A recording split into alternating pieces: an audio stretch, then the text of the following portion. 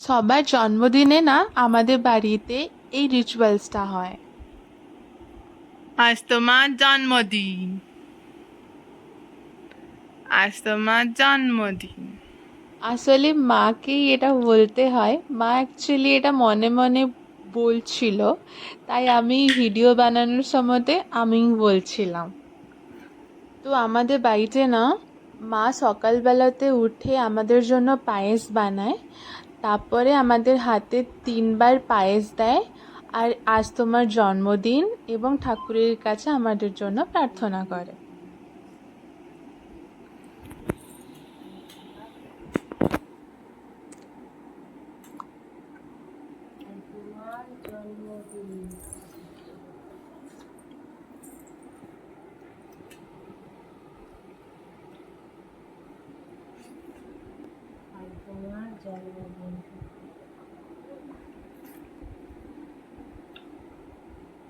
এক বছর বয়স্ক হয়ে গেল আমার ভাই।